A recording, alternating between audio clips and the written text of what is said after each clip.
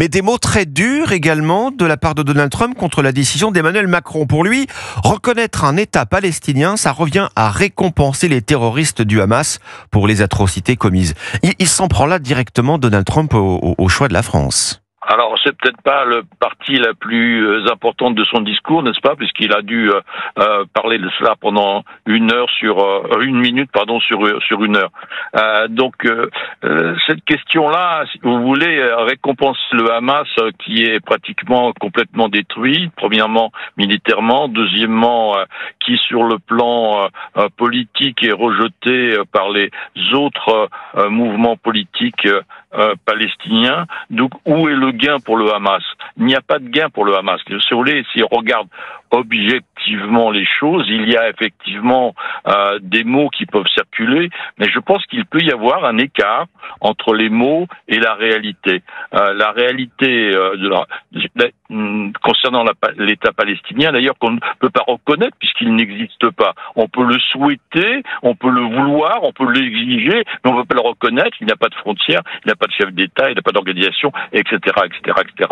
Donc, ce n'est pas jouer sur les mots, mais je pense qu'il est important de faire comprendre au public que d'abord, il faut créer un État palestinien et deuxièmement, alors seulement, on pourra le reconnaître. Donc pour vous, ça ne va rien changer, clairement? Ça ne va absolument rien changer. Il y a deux étapes absolument fondamentales, c'est l'arrêt des combats et la libération des otages.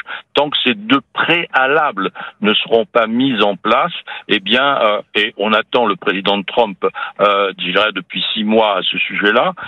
Oui. Donc voilà, il n'a pas donné tous les résultats non plus qu'il escomptait ou qu'il espérait ou qu'il nous avait promis du Donbass à Gaza. Oui, on voit la tentative d'Emmanuel Macron pour sauver la solution à 2 États, Israël et Palestine, pour les otages du Hamas, effectivement, dans la mesure où les chefs de l'État disent voilà, la France veut ouvrir maintenant une ambassade, mais ne le fera pas tant que les otages ne seront pas libérés.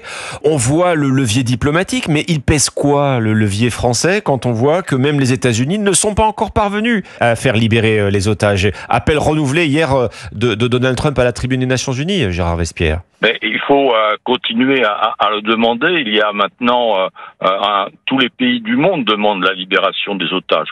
Donc il n'est pas possible que le Hamas ne puisse pas aboutir à cette solution-là et à cette décision-là.